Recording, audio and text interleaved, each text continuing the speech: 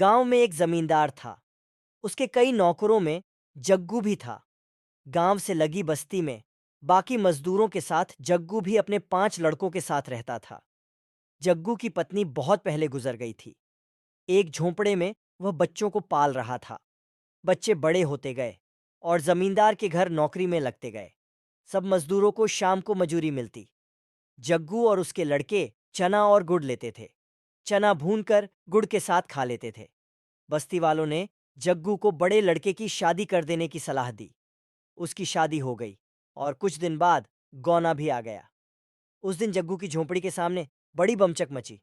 बहुत लोग इकट्ठा हुए नए बहू देखने को। फिर धीरे धीरे भीड़ छंटी। आदमी काम पर चले गए, औरतें अपने अपने घर। जाते जाते एक बुढ़िया बहू से कहती गई, पास ही घर है, किसी चीज की जरूरत हो तो संकोच मत करना, आ जाना लेने। सबके जाने के बाद बहू ने घूंघट उठाकर अपनी ससुराल को देखा तो उसका कलेजा मुंह को आ गया। झरझर सी झोंपड़ी, खूंटी पर टंगी कुछ पोटलियां और झोंपड़ी के बाहर बने 6 चूल्हे। जग्गू और उसके सभी बच्चे अलग अलग छना भूनते थे। बहू का मन हुआ कि उठे और सरपट अपने गांव भाग चले, पर अचानक उसे सोचकर धचका लगा। वहां कौन से नूर गड़े हैं, माँ है नहीं, भाई भौजाई के राज में नौकरानी जैसी जिंदगी ही तो गुजारनी होगी। ये सोचते हुए वह बुक्का फाड़ रोने लगी। रोते रोते थक कर शांत हुई। मन में कुछ सोचा, पड़ोसन के घर जाकर पूछा, अम्मा एक झाड़ू मिलेगा? बुढ़िया। अम्मा ने झाड़ू, गोबर और मिट्टी दी, साथ में अपनी पोती को भेज दिया। वापस आकर बहू ने एक चूल्हा छोड़ बाकी फोड़ दी। सफाई कर गोबर मिट्टी से झोंपड़ी और द्वार लीपा।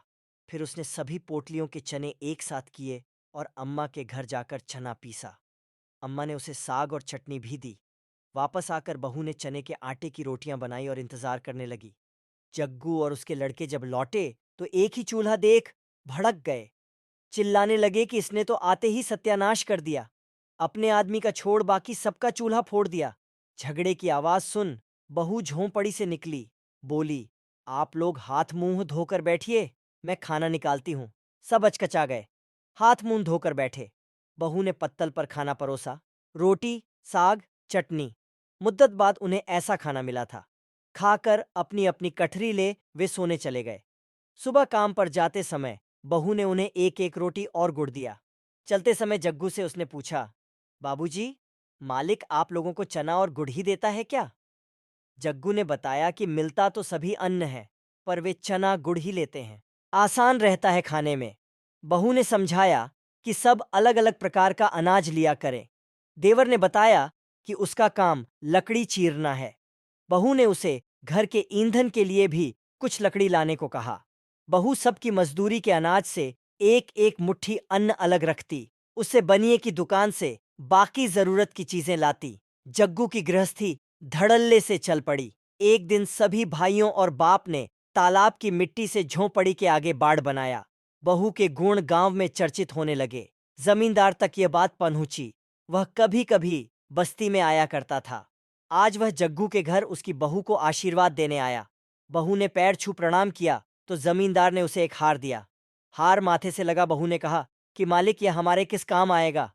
इससे अच्छा होता कि मालिक हमें 4 लाठी जमीन दिए होते, झोंपड़ी के दाएं बाएं तो एक कोठरी बन जाती। बहू की चतुराई पर जमींदार हंस पड़ा। बोला, ठीक, जमीन तो जग्गू को मिलेगी ही, ये हार तो तुम्हारा हुआ। शिक्षा दोस्तों, एक स्त्री ही है जो परिवार को एकजुट रखती है, घर संसार चलाती है, घर की मालकिन होती है। इसलिए कहा गया है, औरत चाहे घर को स्वर्ग बना दे चाहे नर्क, सदैव प्रसन्न रहिए। वीडियो पसंद आई हो तो लाइक करें, कमेंट करें और शेयर करें। चैनल पर न्यू है तो चैनल को सब्सक्राइब करके बेल आइकॉन को भी प्रेस कर ले।